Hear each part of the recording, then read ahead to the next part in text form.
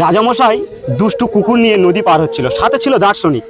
এক পর্যায়ে উত্তাল সমুদ্রের মাঝখানে কুকুরটি লম্ফঝম্প শুরু করে দেয় এবং একে তো নদীর ভয়াবহতা, তার উপরে ছোট নৌকা, তার মধ্যে রাজামশাই বিরক্তি প্রকাশ করছে। সেই সময় দার্শনিক বলল, আপনার এই কুকুরটাকে আমি ভেজা বিড়ালে পরিণত করে দেবো। সেই সময় রাজামশাই বলল যে কী করে? সঙ্গে সঙ্গে কুকুরটি নিয়ে জলে ফেলে দিল। জলে ফেলার সাথে সাথে কুকুরটি তো হাঁসফাঁস করছে জীবন বাঁচাবার জন্য। কুকুরটি আস্তে আস্তে নদীর যে ভয়াবহতা, জীবন প্রায় যায়। সেই সময় দার্শনিক কুকুরটিকে তুলে আবার নৌকাতে পুনরায় ফিরে আনে।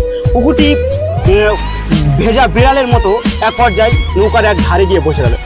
তখন রাজামশাই বলল, সত্যি আশ্চর্য, কুকুরটি কেমন শান্ত হয়ে গেল। তখন দার্শনিক বলল, যতক্ষণ না পর্যন্ত কুকুরটি নদীর ভয়াবহতা, নৌকার উপযোগিতা এবং তার সীমাবদ্ধটি উপলব্ধি না করতে পেরেছে, ততক্ষণ সে লম্ফঝম্প করছিল।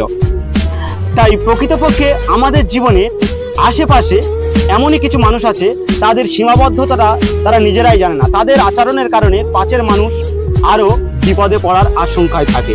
মরাল অফ দ্য স্টোরি এটাই।